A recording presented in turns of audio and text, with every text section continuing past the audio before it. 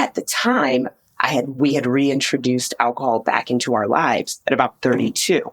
It took 6 years for me to end up in rehab with an ultimatum from my husband that if I didn't get help, he was going to leave. And thank God that really sank in with me, even though I just didn't believe I had a problem.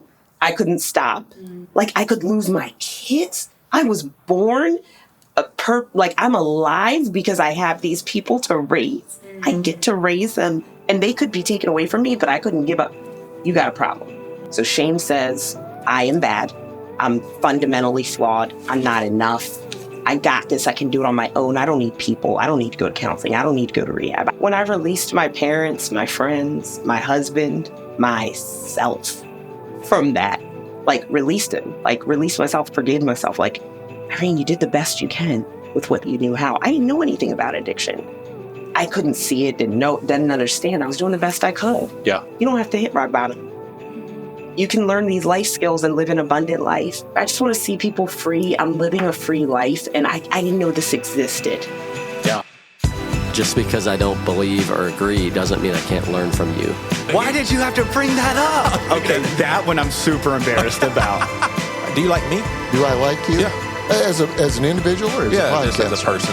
No, I like you. Okay, cool. Yeah. Cool. And I don't have any interest in appearing to be stronger than I am. I ain't bow to Nebuchadnezzar's statue. He gonna lead. You feel me? How do we love people who see the world differently than we do? What would it look like if we truly loved all of our neighbors? Could listening to their stories be the first step? This is Seacoast Church, and there's way more to talk about. Hey guys, Lynn Stroy here. I hope the new year has been great so far for everyone. We are just getting started, aren't we? I wanted to give a quick shout out to a couple of names that don't get mentioned enough on this podcast.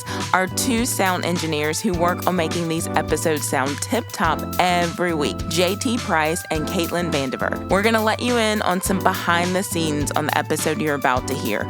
We were actually experiencing some technical difficulties, so much so that this episode was close to not being salvaged. But thanks to our 20-year-old sound engineer prodigy, Caitlin, no one misses out on this one. She had to do some workarounds, so I'll say the sound quality isn't tip-top as usual, but it's good enough, which is great news because this may be one of the more moving conversations I've experienced sitting around this table. Irene Rollins is in town for Chosen 2023 during this episode, and she shares her time with us as we sit down with me, Joey, and our campus pastor in North Charleston, Tamilix Copeland. It's one of my favorites because although we were just getting to know Irene and she was just getting to know us, the spiritual connections that we all felt with one another overflowed into post-recording. I mean, we came together in prayer, shed some tears, and I'm pretty sure we all felt like this was one of those ordained times that God planned to encourage each one of us. All right, Joey is in the driver's seat on this episode, and that's not always a good thing. We start the episode off with some random stories, discussing the nature of women being competitive with one another. We talk whether the 4 of us have a special trust in businesses who claim to be Christian, and when is it too late to bring up a grievance to someone who offended you, like 5 years after they've hurt your feelings? Do you reach out and talk about it? I mean, it's been like 43,800 hours, and I'm pretty sure that Joey used a calculator, so that's the exact amount of hours. Eventually, we get to the topic of addiction, and I want to let you know right now, or for some of you, remind you that if you struggle with an addiction, you are beautifully and wonderfully made, precious in God's sight, and no matter what you've done or who you've hurt, you are so very loved by God. We hope listening to Irene's story, you'll be filled with hope that God can still rescue you and make all things new. If you want to dig deeper into Irene's story and hear more of what she learned, get her latest book, Reframe Your Shame. We'll have the link in the show notes. All right, it's Irene Rollins with me, Tamilix, and Joey. When's your birthday? April 1st. So in church world, when I was pastoring, it was like, oh, Easter always fell on my birthday. Yeah. All right, so I'm gonna let you into a little inside joke. Okay. We're gonna go back to the Lecrae days. All right, Lynn, we'll start there. right. So one of our first episodes is with Lecrae. You know, Lecrae is Yes. all right. So I go to Lynn. I'm like, hey, Lynn, we'd like to have an extra voice on the podcast. Lecrae. She's like, oh, that sounds cool. What are you going to talk about? I was like, oh, yeah, totally understand. We're not going to be talking about racial stuff. It's just more of a, talk music and all. So my plan is I wanted to ask just a couple of things because he had just released a book on how he had been treated by, kind of like white churches as a whole and all of that. I guess I'll have to admit most of the conversation. It's like 95%. All of it. And to be clear, when he asked me, and this was early on and I was a little nervous being on the podcast. And so I was like, if we're going to talk about race stuff, I'm not going to do it. So what are we going to talk about? And he assured me that it was just going to be a normal podcast. It wasn't on purpose dishonesty. Yeah. Mm-hmm. So then Tamilix's first time, I was like, look, I want you to know, Tamilix, that I want you to come in here regularly. It just so happens there's some things that I want to talk about that are very Black people related. But hey, it's not because he's like, okay, cool. So now every time we come in, I'm like, hey, we're going to talk normal, regular stuff. But I can't with you because you come in and you start talking things already. Listen. He comes in here and starts criticizing the drinks that I have offered, saying that they're not NAACP approved. Because they are not. Hilarious. Oh, All right, so I got a news story to tell y'all. So first of all, I'll tell you this. There's so many stories that I want to share on this podcast, but it'd be kind of weird just to tell them for no reason. So I think I've got a couple connected that I get to share, and I can't wait. But this is a news story that I have to share with y'all. So there's a 32-year-old guy, and basically when he was in college, he was hard up for money, and so he does donations of his seed. All right. So here he is, a 32-year-old. He gets divorced, and someone who is a recipient and has a child from him, they reach out and they basically say, hey, we just want to thank you. Here's a picture of your child. And of course, it sets off something in his heart. He's like, oh my gosh, this is my daughter and I don't know her. So he gets permission from this woman to go on this Facebook site and basically list like his code for his blood. Finds 25 other of his kids and then sets out on a quest to meet them all. And I'm thinking, first of all, okay, I understand when you're in college, you need money and everything, but would you try to go on a quest and meet 25? Because I would want to, at that point, I would want to invest in every single one. It'd be impossible to do a shut-off switch. That's a perfect example of doing something without thinking about it. Right? 100%. Yeah, that's a lot. He's got kids all That's over just a the lot. place. Oh my gosh. And this is a true story? True story. Yeah. Joey, where do you find these? I pay attention to the Apple News pop-ups. And it just popped up. I was like, I've got to read that. That's crazy. Yeah, definitely crazy. All right, so what I wanted to talk to you guys and kind of get y'all's take. And I've seen this play out firsthand with, so my two oldest kids, their daughters, both in high school.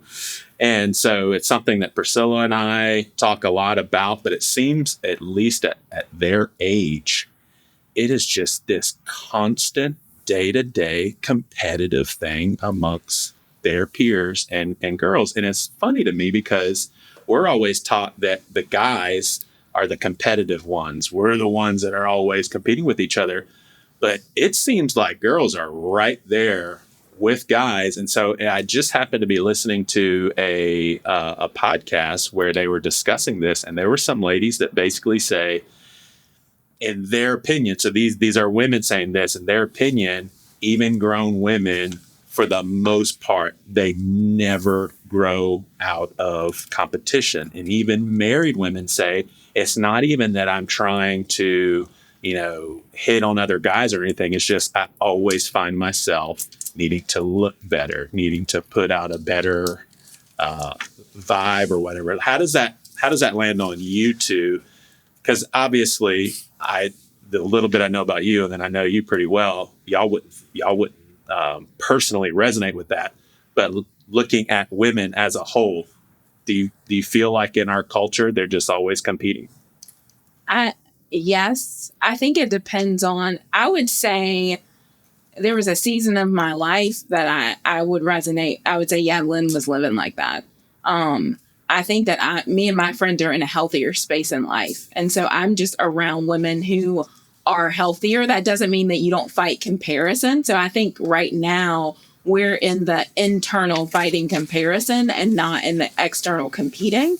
But I do see that. And so some of it, I wonder if it's comparison driven, or if it's actual competition. But I would say I'm not in circles where I'm feeling that, but like in my 20s, I for sure. And even with my closest friends, for sure we would compete, but we weren't in a healthy space then. Yeah. And so like practically inside, are you thinking, I don't like that she looks prettier than me? She's in the room and she's got the best dress, the best look. Like, is that what it looks like when you're in your 20s? You just spot the person that... I don't know that. No, I don't think I ever thought I don't like that she looks prettier than me. It's like I can get more attention than her. Or like, oh, that guy's cute. I can get his attention over her. So it wasn't for me, and again, this is just me, it wasn't I don't like that she's prettier than me. It's like, can I get more attention? Like, can I get the attention? Hold on, Joyce. So, because I have a daughter who is amazing. I was at a volleyball game last night, and a little girl says, and I quote, because I like Joey, right? Joey's an amazing person. Nice, dude. Got a beautiful wife. I would be like, you know what? Joey's wife is amazing. Yeah. One day when I grow up, I want a wife just like Joey's. This little girl goes, I want him. The audacity. I'm like, but I sat there and I was thinking about it. There are so many people who come into my office and they're just like, I don't know why I went after this person. Like, what is it with young women that makes them think that they should go after a person who's already taken? I honestly think that has something to do with them being drawn to someone who's already like in the flow, security of like you're secure in yourself. They see the interaction, the maturity of the relationship because the relationship has been going for a while. So it's attractive to them. It's actually a good thing. So I think of two things that we as women, okay, so comparison, yes. Competitive, that's not so much me. Comparison, I think everyone struggles with. And my focus has been play for an audience of one, which is where I've gotten to today. The grass is always greener on the other side until you mature out of that and you realize, I don't want anybody else's mess. I worked really hard for mine. You know what I'm saying? Like, I worked really hard for this. And trust me, you don't want Irene Rollins because you don't know what it's like. I was called to his mess and him to mine. So, like we complement each other in that regard. Like, it's a fantasy, but there's a good jealousy. So envy, sin. Right. Jealousy, I want what they have and I'm willing to work for it and go after it. Vision for vision. Yes. So I feel like that's so healthy of her in the sense that, and you can give her accolades. Like, what did you see in that relationship that drew you to want it? And then keep talking about that because now you're putting you put a taste in her mouth for a healthy, like, wholeness for an emotionally mature guy. You get what I'm saying? Yeah. Well, all I know is I hope that little girl got a dad because my kid was playing. My kid would talk. Oh, it wasn't your daughter? It was just a little girl sitting beside me in the stands. The girl sitting in the stands said that? Well, hey, she noticed something good. Yeah. That's pretty cool. Yeah. I like how you worded that because I will, especially in premarital counseling, like you have to get, especially when they're really young couples, you have to kind of bring them down to earth and just say, hey, have you ever considered that the feelings that you have right now aren't going to be the feelings that you feel, 2 years from now? And then we go into guarding your heart with other people. And what I tell them and what, I think we can all really, relate to as adults, it's like, look, when you are in the workforce or in the gym or just wherever, adults are putting their number one A game out there. Your spouse, you have married the good and the bad. He or she has married the good and the bad. And of course, when you're when you're in other realms, that's not what people bring to the table, And so I think people who quickly fall into, oh, wow, but, she just is so, she makes me feel good about myself and is constantly saying positive things. And I wish I got that from my wife. It's like, yeah, you're doing real life with your spouse. It's a completely different ballgame. You know what? You said something that I was listening to a podcast recently about guarding your heart. What does that mean to you when you hear guard your heart? When you can accept that and realize, oh, I need to guard this thing because I can, and if you want to be, they're attractive, but you don't want to get to where you're attracted. Right. Right. Especially when Priscilla and I are dealing with real life, hard marital stuff. It's like, that's hard. Yeah. But then if I'm in an environment where there's an easier relationship and it's somewhere I'm like, I really like that person a lot. It's got danger written all over it. And I don't even necessarily mean that I would take any sort of steps, but I don't want to get any sort of connection there too, because that's just as hard. So then you assert a boundary. Right. So to me, when I heard this woman say, guard your heart, I heard boundary, right? In marriage. And Jimmy and I do that really well. We send texts on group if it's to mail. We don't, if somebody messages me, I message back with him on it. I'm always making him aware. It's a courtesy, right? Took me a long time to get there. At first I was like, is this control? No. It's a courtesy, right? And a boundary. Right. In the single world, here's where I learned something this week. Yeah. Guard your heart. So this was 3 things that this Christian psychologist said. She said, guard your heart when you're dating. So she said, play, don't pray. I was like, what? Aren't we Christians supposed to pray together and all that fun stuff? She's like, she hears all these couples that jump right into devotions together and pray. I'm not saying that's not good, but dude, you're giving away a part of your heart intimately, spiritually intimately with someone you don't even know if they're going to be around. Yeah. Yeah. I feel like, and I'm 42 and single, never been married. So I feel like that I've learned that in my adult life more, because it's and when you're young and you're teens and 20s, you have friends that are, you have male friends and female friends. And then the older you get, that dynamic changes. And so me having to learn what it means, what relationships look like when you're in your 40s, and what not jumping ahead looks like when you're single, and how do you navigate those things? Because it is kind of a cultivating of this is the longing of my heart. This is what I desire. And so I'm feeding into that instead of pulling the reins back. And not giving away something. This is what I'm trying to teach some young adults in my life right now. Don't give away the goods too soon. And that's not even visible. I'm talking about, they don't need to know all your dirty laundry yet. Yeah. Just have fun. Can you have fun together? Because marriage is about to be hard. Right. Yeah. So can we go ahead and cultivate that friendship that's going to take us through those hard things? I'm an empty nester now, so Jimmy and I are finding our new normal. Yeah. We are exploring. So we've been married 24 years, but I'm going to go play golf. I'm going to get lessons. I'm going to go into his world and have fun with him, and then he's going to join me in my world. He got a membership at this really incredible gym with trainers and all that so that he can not get hurt when he works out. Right. That's the age we're at. He's old. He's 50. And I'm concerned about him just even picking up a dumbbell. Don't get mad. But it's real life older when you're older. And I don't know. We're just I'm taking a modern dance class. Nice. Private.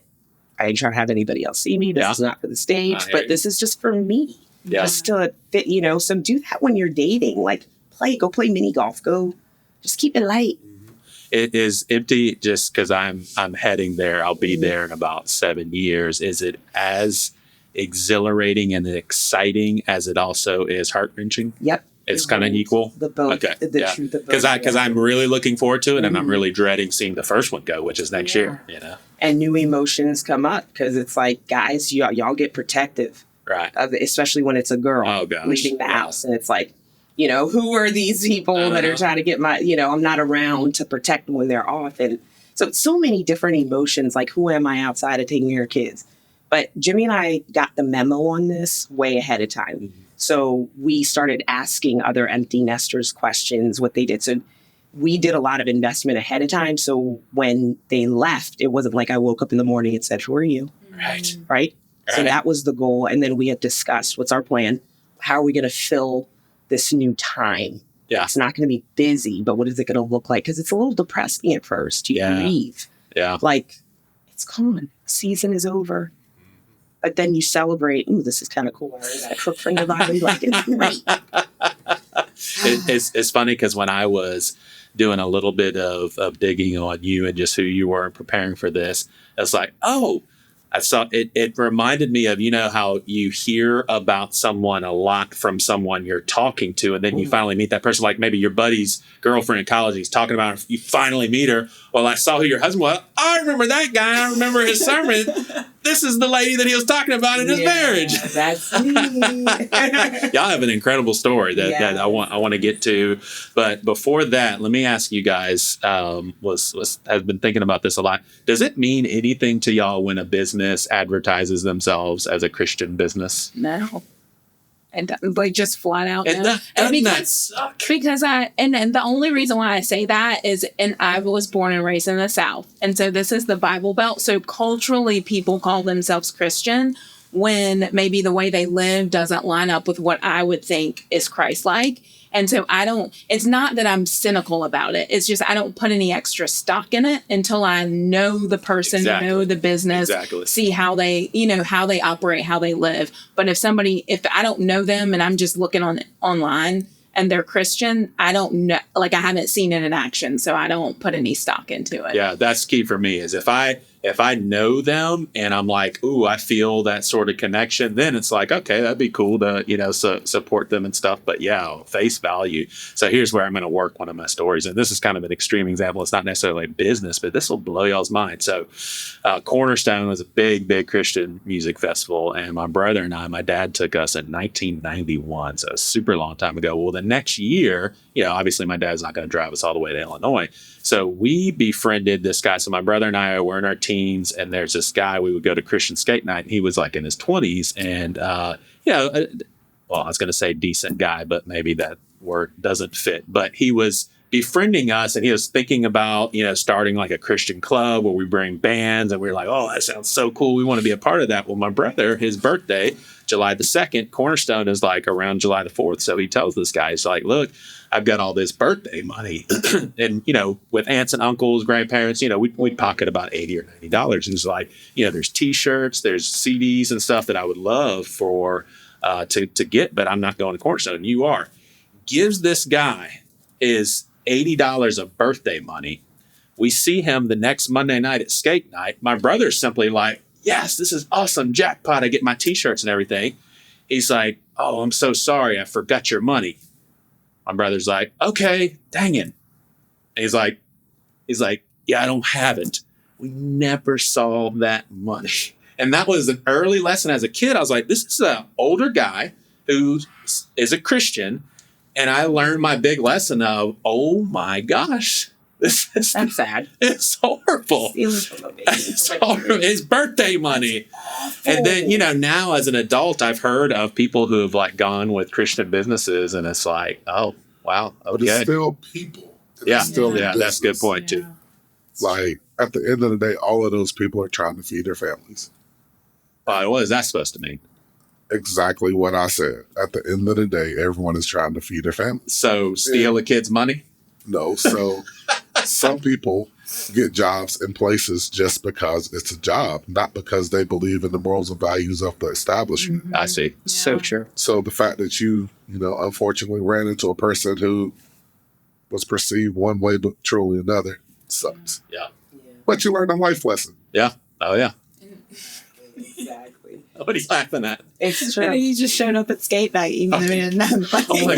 Like you didn't no shame. No shame. It was the That's worst. That's kind of scary. Yeah. You don't have a conscience. Oh, it's exactly. And every Monday, my brother finally realized I'm never going to see this money. But he's telling him every Monday. Yes. Now, I think he finally like gave him a 20 or something. But here's what's really funny is my dad, is everybody Enneagram familiar? Yeah. My dad is a 9 and me too. Maybe to unhealthy, he's just like, hands off. And love my dad, and he listens to this podcast, so this probably hurts his feelings a little bit. Dad, I love you. But if I was in his shoes at the time, I would have been all over them. Like, you're not stealing money from my son. I think my dad was like, he had like a righteous anger, but just kind of like, what are we to do? But we brought it up maybe like 3 years later, and it set him off so much. Is like, can you track down that guy's number for me? And he called the guy, and the guy did his whole, I think it's weird that you're calling me like 3 years after the fact. My dad's like, I think it's weird that you stole my son's birthday money and never gave it right back. Okay, can I pick your brain on this? Yeah. Do you think that there is a time limit on bringing up something? That's a real good question. See, first of all, time limits they don't count when you deal with women. Hey, tell us how you feel about gender differences within this stuff. Because here's the truth of the matter, and you tell me if I'm wrong. Okay. I've never had a conversation with you. Mm-hmm. You can get mad at me. It is what it is. You can get mad at me. I ain't getting mad at How many times has Jimmy done something, and you were like, and then finally, 3, 4, 5 months later, he leaves his socks out and everything. Okay, so that's something I've had to work on because I'm a 9. But it ain't just you. My wife does the same thing. But however, Jimmy is super assertive and strong. He's a 7'8", 8'7". You can't really figure out which one he is. And you don't have to wonder what Jimmy Rollins is thinking. He will remember exactly when you offended him, what was said. I mean, the exact details. I'm like, huh? I don't remember. And okay. However, I have gotten better at it. Because I started to feel when people come up to me 7 years later, haven't seen them in 7 years, and they're like, you offended me and you did this, and that. I'm like, it's too late. It's just too late. I don't even remember. Now, I'm Christ-like, and I'm gracious, and I'm always, like, I'm so right? sorry. Always. That always was your Christ-like. experience. Even though in my head, I'm like, even though I don't remember, I'm so sorry. Like, I don't remember anything. Like, I barely remember you, but I offended you. So I'm just so sorry that I go into their world and acknowledge it. But I think there's a time limit. Yeah. If you're holding something for 7 years, like that, you're drinking poison. Mm-hmm. Like you're miserable. True. Yeah. Like you have a forgiveness issue and it's actually damaging you, not me. Right when you answered that question, in my head, I made a separation of if it's someone that I'm not connected to, like maybe somebody, a part of a bigger group that I've never got close to or something like that, and I'm offended, yes, I think after 5 years, it's like, well, Joey, you need to let it go. Why would you ever bring it up? I feel when it comes to close friends and people that friendship is worth really doing the investment, if they're true friends, then they would be okay with me saying, look, I really should have brought this up a long time ago. It's true. But I have to admit, I just can't stop thinking about this. I haven't thought about it for 5 years. But, in that closeness, I think typically if it's a good friendship, they'd be like, oh, man, I don't even really remember that, but I'm all ears. Yeah. I want to hear how I heard that. Because I've had friends who've gone to counseling. They're doing deep work. They're like, this really bothered me, but I just didn't know how to say it or share it in the time. I can accept that. Yeah. But sometimes it's like it's the petty stuff. Yeah. It's the, what are we talking? It feels like in the situation where somebody would come to you that you're not close to after 7 years, that feels more about them than it is about you. It's not coming to you to kind of reconcile. It's like, I'm going to drop this on you. Mm-hmm. You deal with it. I'm offended. What do you have to say? And I have learned in my adulthood to have a boundary. That doesn't belong to me. That belongs to you. So I'm just not going to let it bother me. But the old Irene, the people pleaser Irene, used to take that and like, I would ruminate on it. Like, oh my gosh, I said for me. Oh my gosh, they don't like me. Oh my gosh, what did I do? And I'd just be picking myself apart. But now I'm like, I release it. Like, it doesn't belong to me. That's your issue. Yeah. Let me ask you, Lynn. So I have seen this in experience, but you've also communicated that you don't have a cover to your emotions. Like, how you react on your face is how you're really feeling. Like if there's I don't know. I think I do. Well, like if there's a joke that you don't think is funny, you're not going to put on a smile sort of thing. I don't think I'll laugh. Now, if I mean, it's not, yeah. If there is, how do you feel about my distinction? Like if I were to ever offend you with something I'd say, would it ever fall in the category of, I know Joey, it's not worth bringing up, done with it? Or would it be something that you'd be like, we work together, we see each other a lot, I might as well just bring it up? Yeah, I think it depends on what it is, and also my wiring. Historically, I've been a stuffer, and so that's again something I'm working on.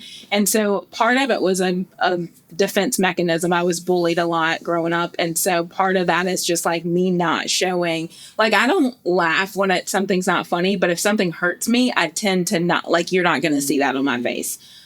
So I tend to just people who know me really well can know the non-faces of Lynn. They like can the tell like over. Yes, Oops, that like she left us. Yes, now. And so so in those instances, I feel like I'm still doing that dance of, am I not addressing this because it doesn't matter and I know their heart, or am I not addressing this because I'm scared to bring up the offense? And so I think I'm growing in that, but I think most of the time I don't get deep. I haven't been around people who've deeply offended me.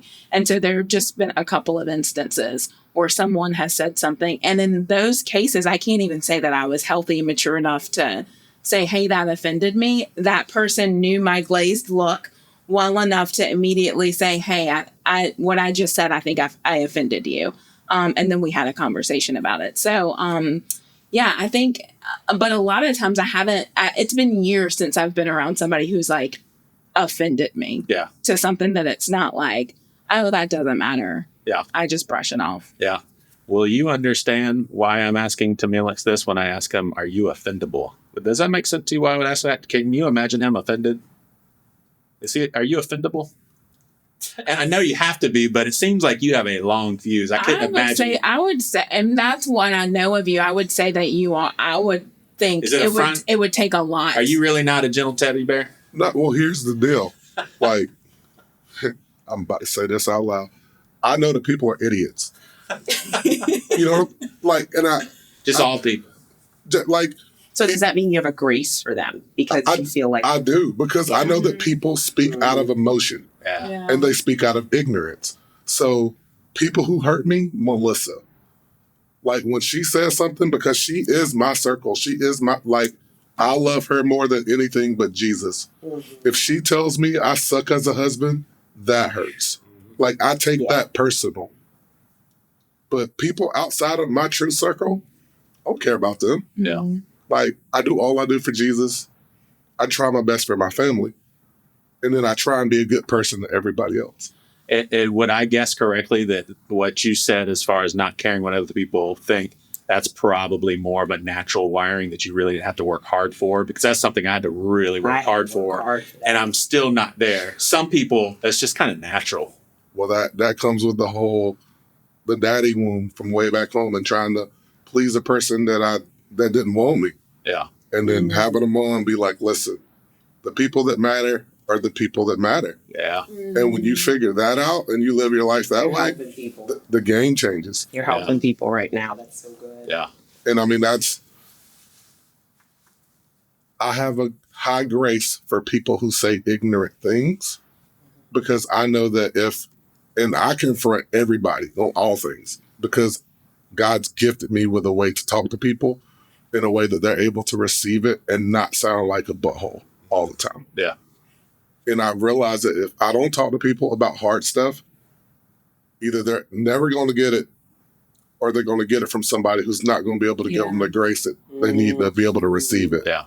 True. Yeah, that's good. True. That made me think about even in marriage, like I, as a, recovering people pleaser, recovering codependent, my husband, I would not assert myself and confront him about something that he didn't say I couldn't confront him. It was my issue, right? And I caused our marriage a disservice because I'm his blueprint for growth.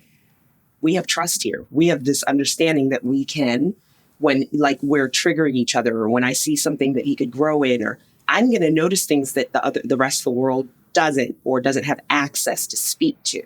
So if I withhold it, he can't grow. Yeah. And like, nobody's confronting Jimmy Rollins, I'm gonna be honest. So he's a big guy. Like, he comes off like so strong, right? People get intimidated by him, and they're not gonna, the strongest of people say, oh, I'm so confrontational, I'm gonna confront him.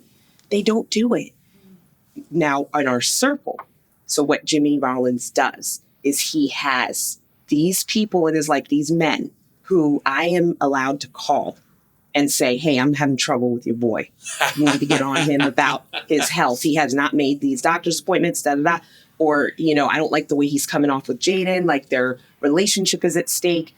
I can call them, but they are also his accountability. So, Jimmy, you're only as accountable as you want to be. Oh, yeah, and I respect him so much because he tells me, so-and-so is my person that has my covenant eyes. So-and-so is my person who I can talk to about our finances, that keeps me in check because he's a spender in the relationship. Yeah. And sounds like me and your husband need to hang out. Yes, you do.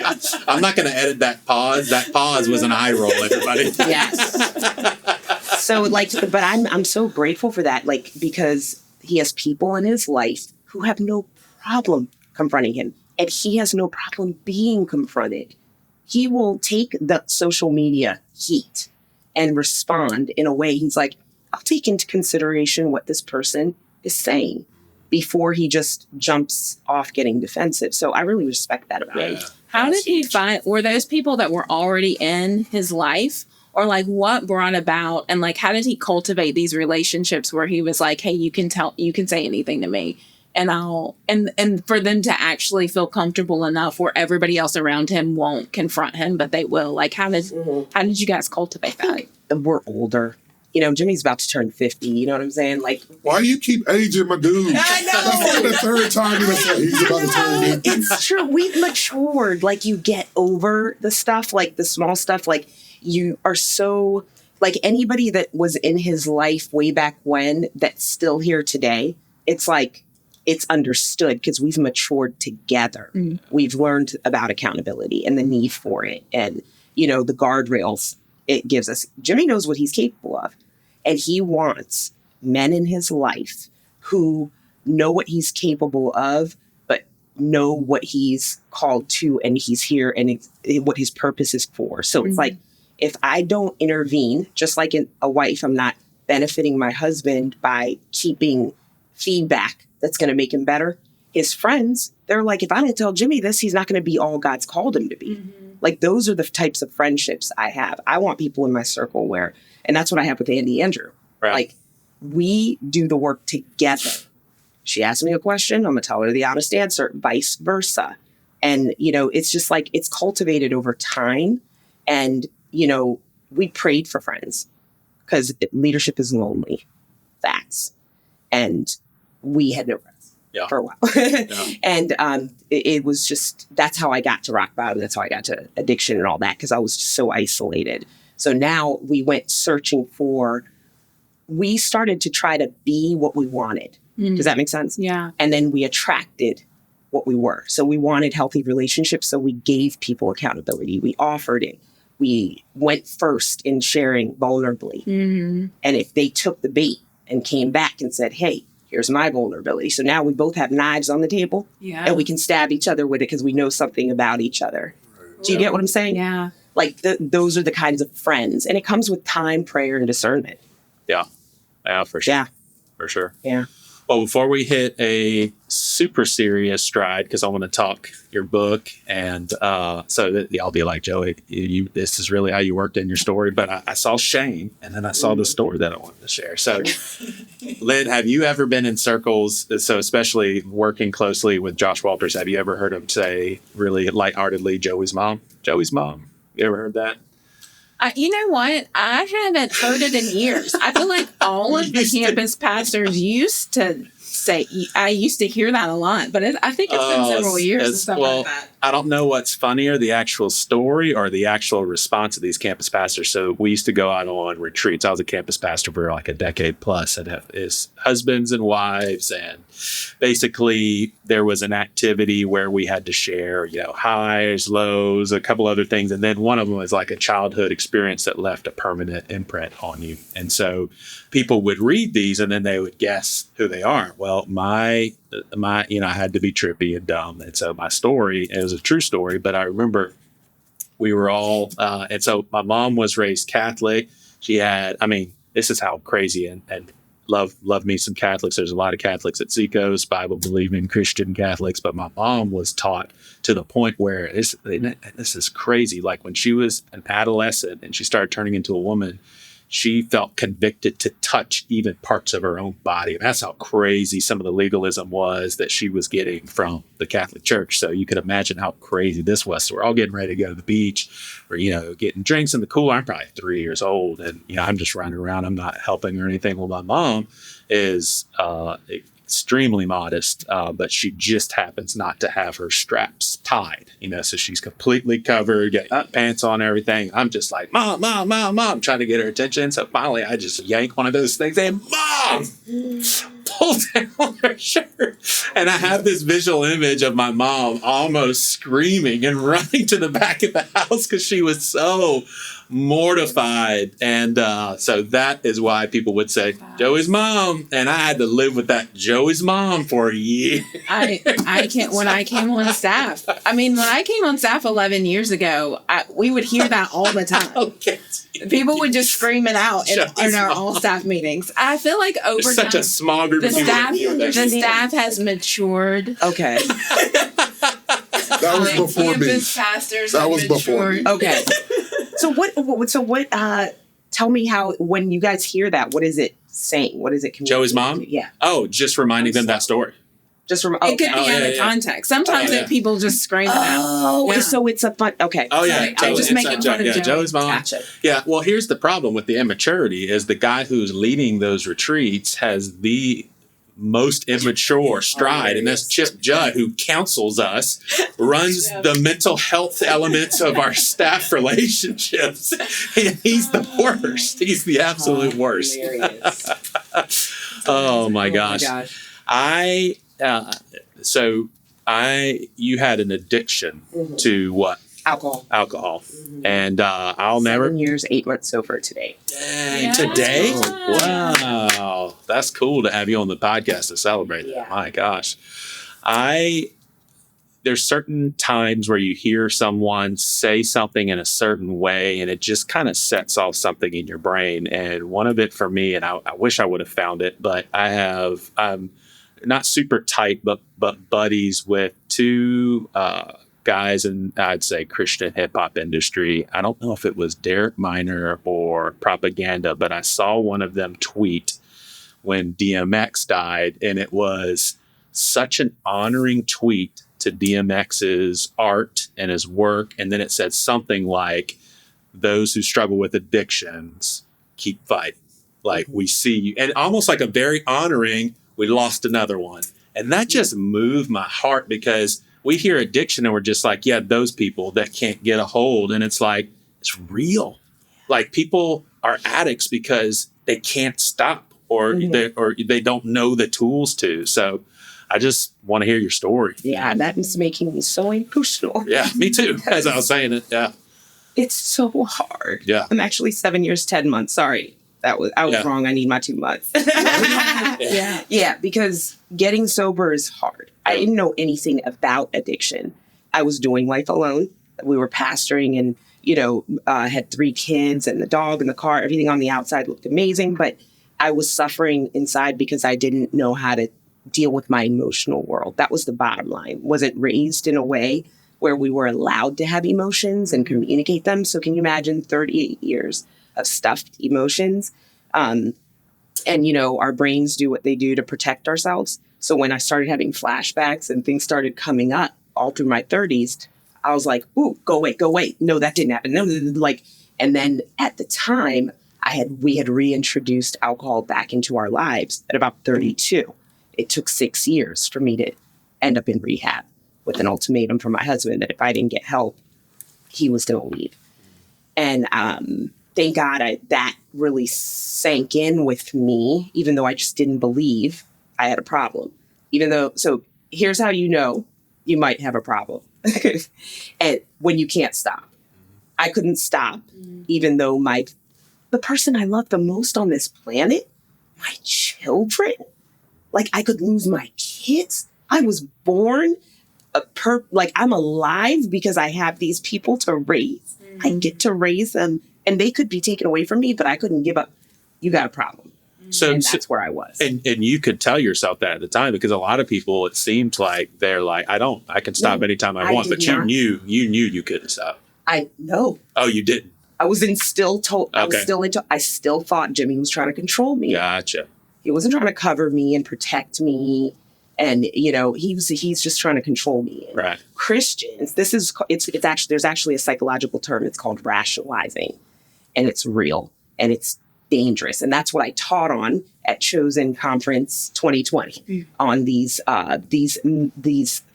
thoughts, this distorted way of thinking that addicts, when we are in an addiction, rationalizing takes over. So it hijacks your brain, and you now rationalize why you can keep doing something that is causing harm to you and harm to people you love. And that's called rationalizing. You'll make every excuse. Oh, it's just a holiday. We celebrate with Prosecco. It's just, you just come up with every little excuse why you need to have a drink, right? Or, hey, for Jimmy, it was food. He would, after church, it would culturally, they were eating. It was like anything they could do as in our family, his family would, use food to celebrate. Use food when you're depressed.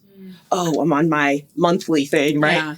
Food. Like, it's just always an excuse. You're rationalizing something, and now you're 420 pounds. And he was on his deathbed, literally in congestive heart failure. I'm 2 years sober. He still couldn't see it after watching me do the work to get free. He could look in the mirror, see 400 pounds. He could have to buy 2 tickets to get on an airplane. He came here to Seacoast to preach one time when he was at his biggest, uncomfortable. Couldn't really live life to its fullest. But yet you look in the mirror and that burger's calling you that, for him, it's oxtail and curry goat and, fried chicken and like all these like sultry good foods, and he used it. And so it gets out of control when we rationalize for too long.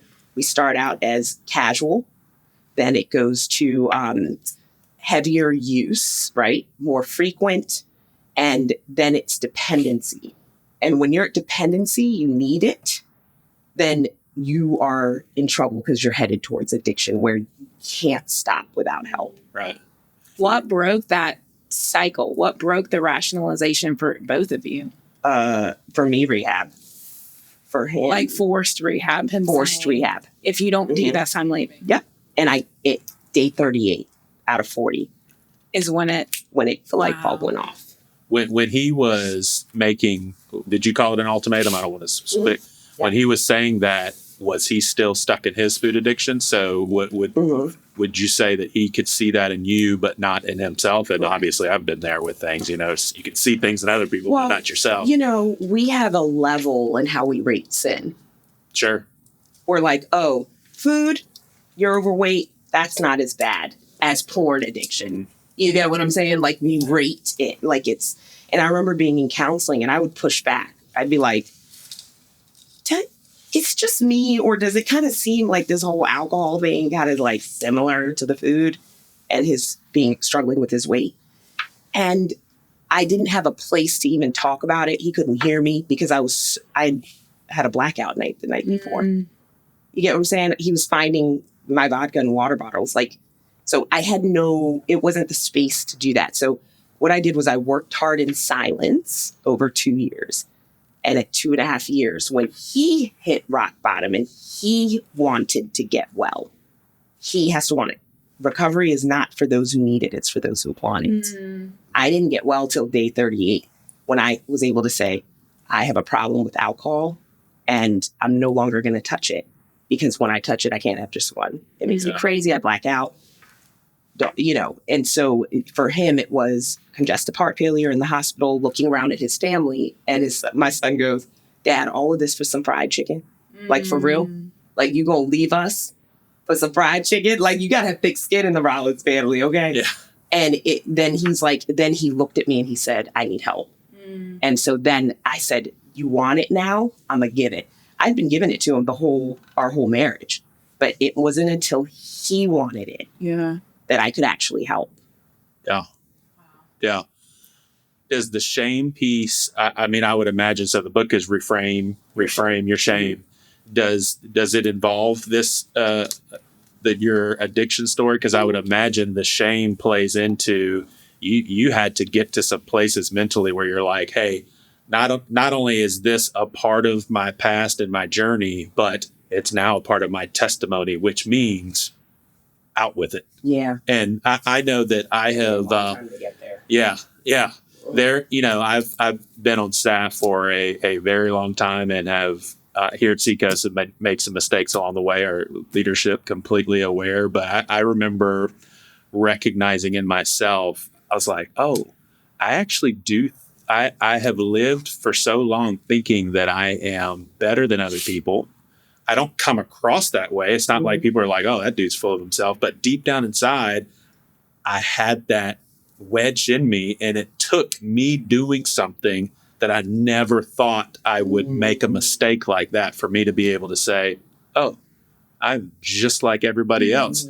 But I had to, it seems like shame, the only mitigating force, or I would say something that just completely destroys it, is the gospel. But the biggest obstacle is I don't want to say that I needed that. Like, it's so embarrassing, or it's like it's so humbling.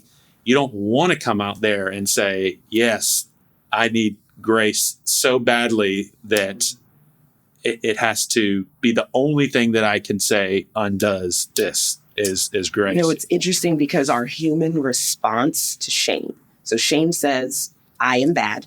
I'm fundamentally flawed. I'm not enough. I got this. I can do it on my own. I don't need people. I don't need to go to counseling. I don't need to go to rehab. I don't need, for my husband, gastric sleeve surgery, right? He got, is that the sleeve? Yeah, that's what he got. What is that, real quick? Gastric sleeve. So he now has an 8-ounce stomach. Okay. So his body stops him from eating past 8. He'll get physically ill.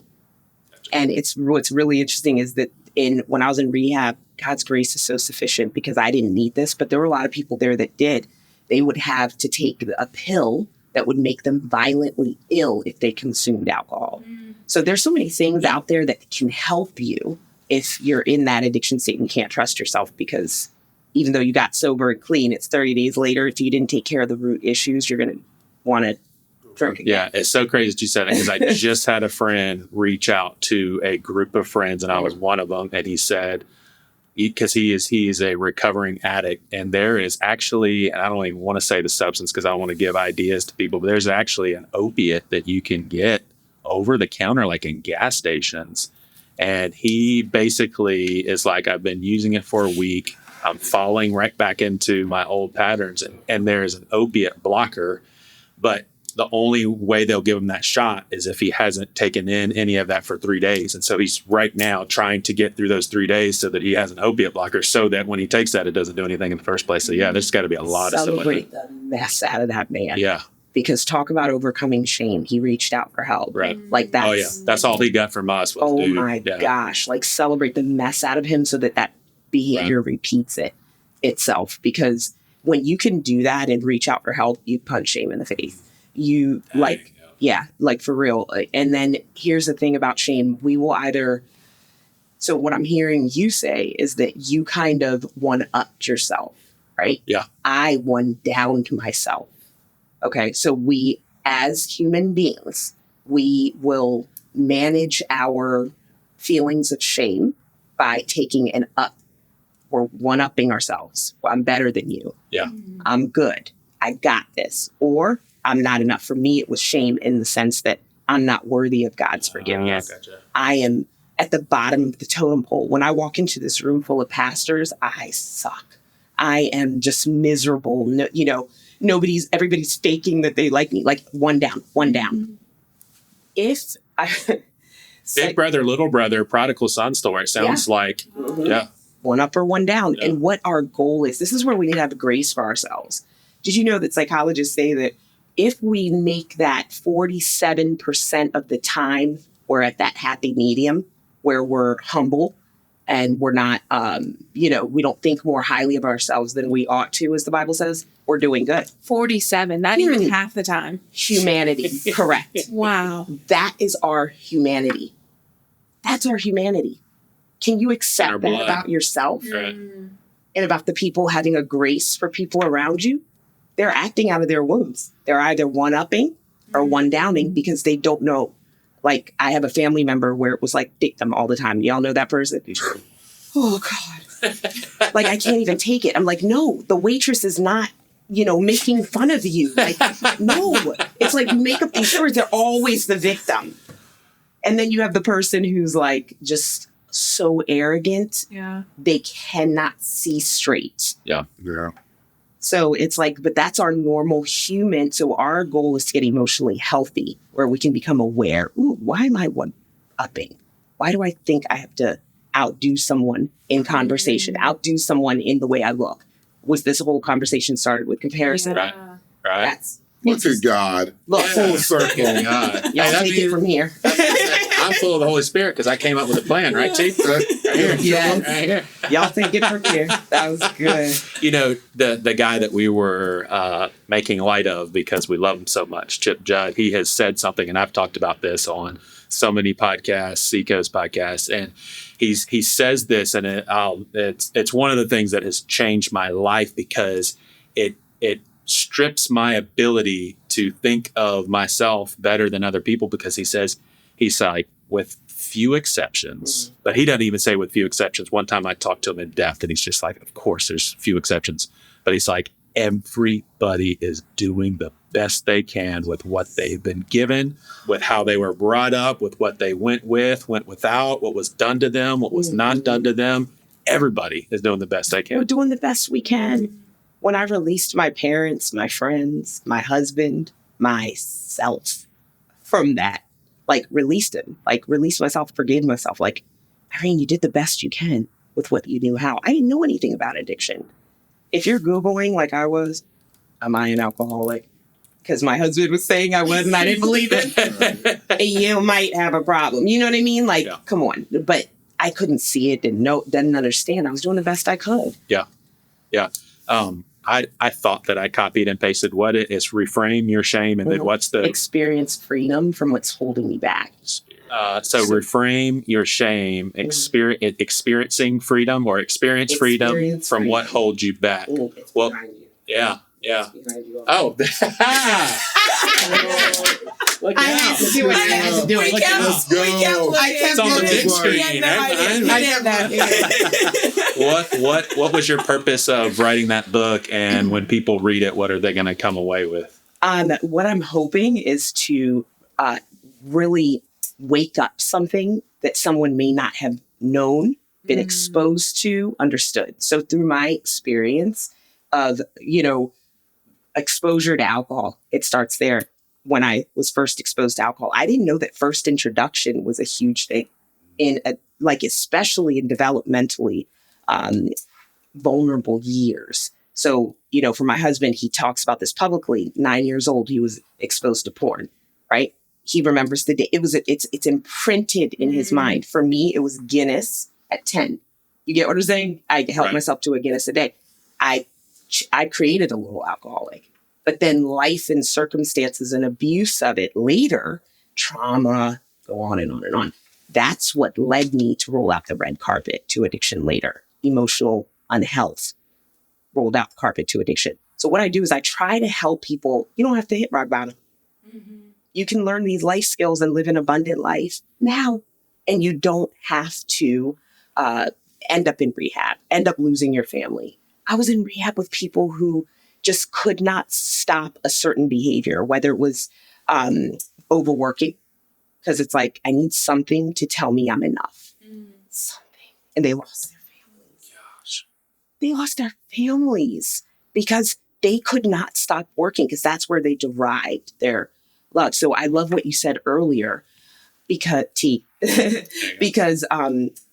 just that acknowledgement of the father wound, you were able to address it in a way that was healthy.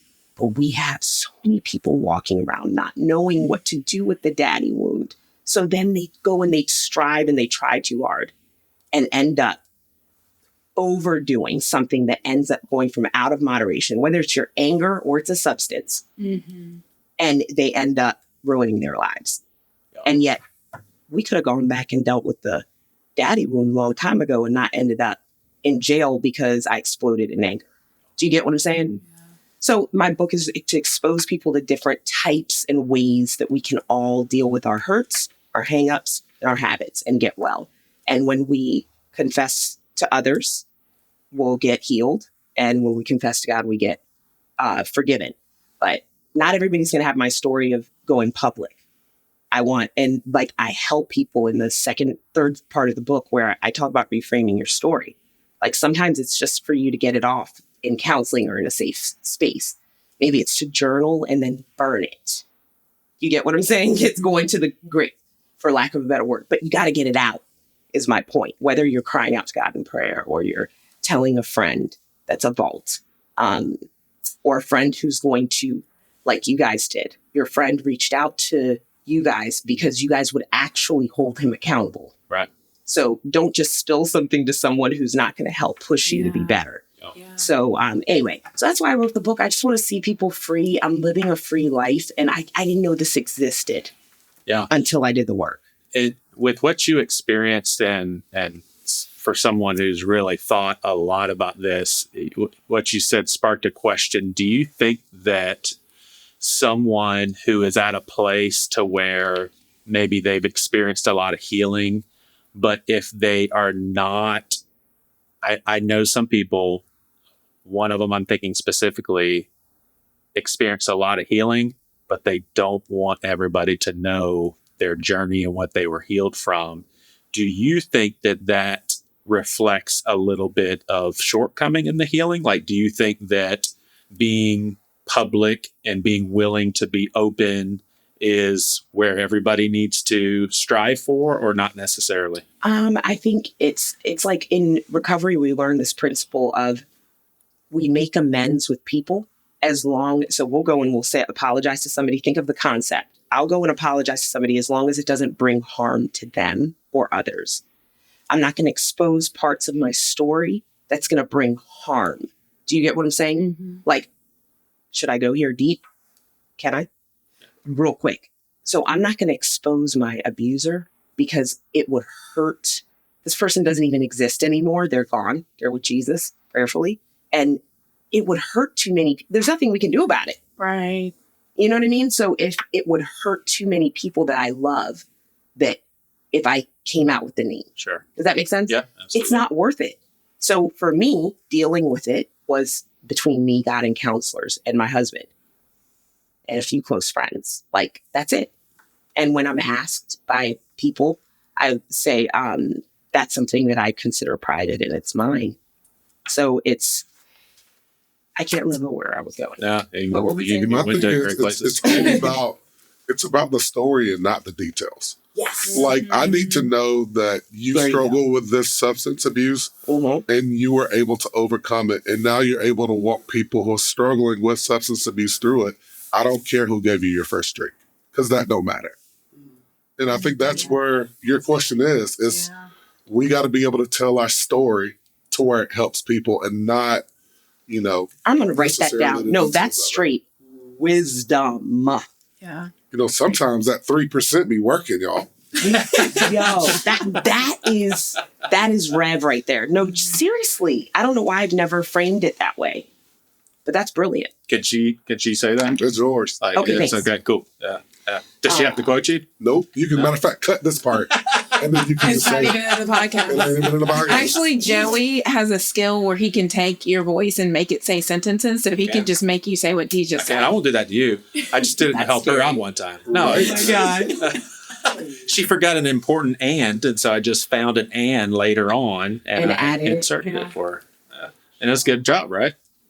Yep. Wow. It was. Hey, we want to let you go. We are very honored to have you at this table and then just at Seacoast as a whole. I was talking to your buddy, Andy, who is also part of Chosen. She said she's like rewritten what she's going to be talking about Chosen like 5 or 6 times. What's been your process as far as deciding what you're going to teach our women, and where are you at with it now? Yeah, so I had, I have the framework of what I'm going to talk about, and then I sent so many like things to the production team, and I'm like, I may or may not use this. Yeah. And like this morning, just praying, and I was really praying for Andy. I was leaning into that. I just really feel like something special is going to come out of her. Seacoast has been such a special space for her to heal and become who God's called her to be. So I think out of me, we thought we were going to do ministry together in this ministry called She Is Free. And little did we know that our future together was going to look different. And you know how when you get disappointed that things don't happen the way you wanted them to? Yeah. But this is the way God wanted it to happen. And so I can't wait to see what God, not Irene and Andy, but what God's going to do tomorrow. Because this is his thing, and he gets all the glory. And I feel like women are going to be free. Yeah. Like whatever he does, like it's crazy how you can speak a message. I could be all prepared with everything I'm going to say. I get there, and it's like, somebody hears something that, did I say that? Yeah. Like, so there's so much of it that's just it's out of our hands. And I'm glad. I'm glad because God, I don't want that pressure. God, you do your thing this week. Exactly. Awesome. We're good. Awesome job, everybody. Thanks for listening. If you enjoy these episodes, we'd love for you to leave us a rating and maybe even a comment. We've loved the comments that have come in so far. There's also a link in the show notes to our podcast Facebook group where we talk about these episodes and we share some behind the scenes information, including guests that we're booking. And don't forget to subscribe so you never miss an episode.